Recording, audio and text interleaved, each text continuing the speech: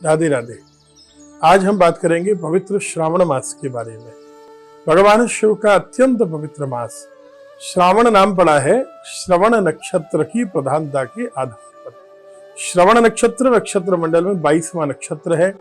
स्वामी चंद्रमा है, चंद्रमा का संबंध शिव से है और इसके स्वामी देवता भगवान नारायण हैं। आपको एक विशेष बात बताएं कि शिव महापुराण के अनुसार श्रावणे विष्णु यजनम इष्टारोग्य प्रदम भवेत। श्रावण के मास में की गई भगवान विष्णु नारायण की आराधना विशेष फलदायी होती है और आरोग्यता देने वाली होती है। लेकिन श्रावण को तो शिव का मास मानते हैं, क्योंकि भगवान नारायण अपनी आराधना से उतने प्रसन्न नहीं होते जितने अपने इष्ट भगवान शंकर की आराधना से होते हैं। इसीलिए श्रावण के महीने में शिव की आराधना श्रवण नक्षत्र के नाम पर। एक तो बात ये आई। दूसरी बात, इस मास में श्रवण की प्रधानता है। किस श्रवण की? यस्य श्रवण मात्रेणो सिद्धिदः श्रावणोप्यतः। भगवान शिव की महिमा अगर इस मास में श्रवण की जाए, शिव पुराण आदि श्रवण की जाए, शिव की चर्चाएं श्रवण की जाए, इस तो बड़ा महत्व होता है, बहुत पुण्य होता है। इसलिए भी इस मास का नाम श्रावण मास पड़ा। कथाएं बहुत सारी हैं श्रावण मास की महत्ता के कारण, महत्ता के लिए, लेकिन इसमें मुख्य कथा है एक समुद्र मंथन की। बहुत से लोग हालाहल नाम का जो विष निकला समुद्र मंथन से, उसे शिवरात्रि के दिन निकला हुआ बताते हैं। बहुत से लोग श्रावण मास बताते हैं। भगवान शिव ने उस हालाहल विष का जगत के कल्याण के लिए जो पान किया, इससे श्रावण शिव का मास, पूजा का मास बना। और उनके शरीर में जब दाह होने लगा, गर्मी होने लगी, उसे शीतल करने के लिए सभी देवी देवताओं ने जल से, गन्ने के रस से, दूध से, दही से, पंचामृत से, विभिन्न सामग्रियों से जो अभिषेक किया, तो वो अभिषेक की परंपरा प्रारंभ हो गई। अभिषेक किन किन वस्तुओं से करना चाहिए, उनका क्या क्या महत्व होता है, किस कामना से, किस चीज से अभिषेक करना चाहिए, इसकी वीडियो हम अलग से एक जारी करेंगे, उसको आप लोग श्रवण करें। दूसरी कथा, बहुत से लोगों के मतानुसार माता पार्वती ने शिव को पाने के लिए जो आराधना की है वो श्रावण मास में की है। शिव पुराण के अनुसार नहीं, लेकिन ये कथा भी प्रामाणिक है और भगवान शिव ने प्रसन्न होकर उन्हें स्वीकार किया, तो इसलिए भी श्रावण की महिमा है। तीसरे, मार्कंडेय ऋषि जो मर्कंड ऋषि के पुत्र हैं, उन्हें यमराज ग्रसने के लिए आए, लेने के लिए आए। मार्कंडेय ने शिव की बहुत प्रसिद्ध कथा है आराधना की।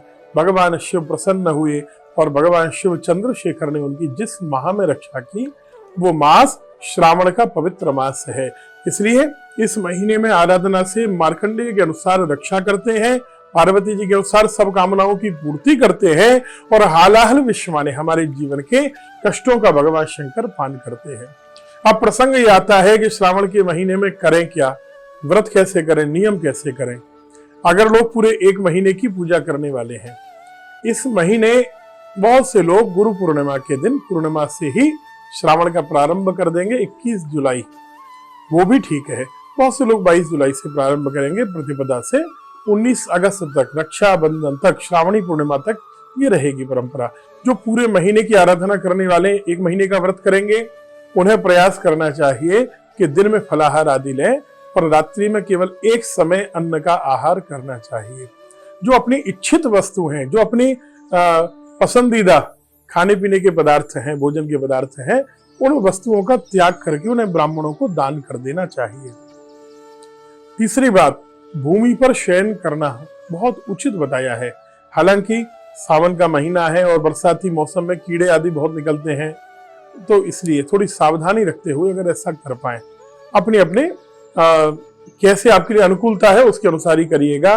तो कहा गया है कि अगर भूमि पर शयन किया जाए, केवलम भूमिशायी तु कैलाशे वा समाप्नुयात्, अगर कोई भूमि पर शयन करे तो उसे कैलाश लोक की प्राप्ति होती है, निश्चित रूप से प्राप्ति होती है। इसके पश्चात पंचामृत से स्नान कराते हुए जैसे पूजा का जो क्रम है और किस किस चीज से पूजा करने से क्या क्या फल की प्राप्ति होती है, वो सब हम आपको अलग से वीडियो जारी करके बताएंगे।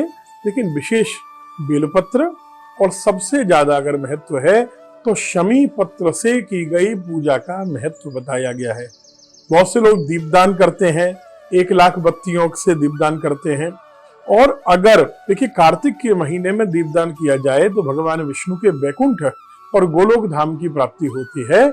और अगर आपने सुना होगा एक साधारण राजकुमार किस प्रकार केवल दीपदान के प्रभाव से, शिव पुराण में कथा आती है, कुबेर के पद को प्राप्त कर लेता है। तो ये दीपदान सर्वोत्तम होगा शिव के लिए।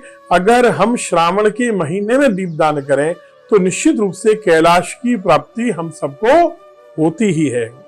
अब बात आती है व्रत कौन से दिन करें। अगर पूरे महीने न कर सकें तो चतुर्दशी को करें या अष्टमी को करें। प्रदोष का व्रत बहुत उत्तम बताया गया है।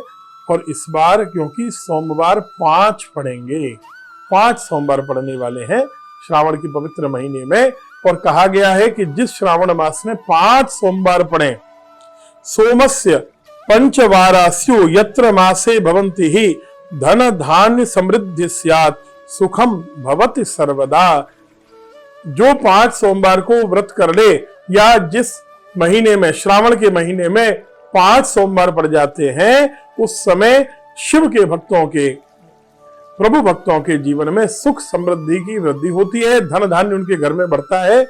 हर प्रकार से उनके जीवन में मंगल होते हैं, कल्याण होता है। क्योंकि शिव माने कल्याण ही है। शिवम कल्याणम अस्यास्ति शिव, ऐसा कहा है। शम करो तो सशंकर, जो कल्याण करते हैं उन देवता का नाम शंकर है। अब बात आती है कि सोमवार ही क्यों? क्योंकि कहीं कहीं तो शिव का वार रविवार भी बताया गया है।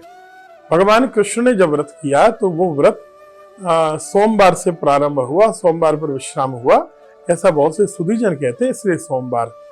दूसरी बात, भगवान शिव ने क्या कहा है सोमवार के लिए? एक तो सोम चंद्रमा, जैसा हमने आपसे कहा, शिव के भक्त हैं, शिव से उनका संबंध है, शिव सोमनाथ कहलाते हैं, इसलिए भी सोमवार। और दूसरा, सोमवार की कितनी महिमा है। स्वयं शिव अपने मुख से कह रहे हैं कि मत् स्वरूपो यतो वारस ततो सोम इति स्मृतः प्रदाता सर्वराज्यस्य श्रेष्ठश्चैव ततो हि सः समस्त राज्य फलदो व्रत कर्तुर यतो हि सः।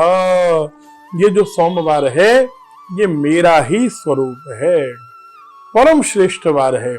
और यदि कोई इस वार पर मेरा व्रत करता है तो मैं उसकी समस्त कामनाओं को पूरा करके उसके जीवन में परम आनंद की प्राप्ति कराता हूं।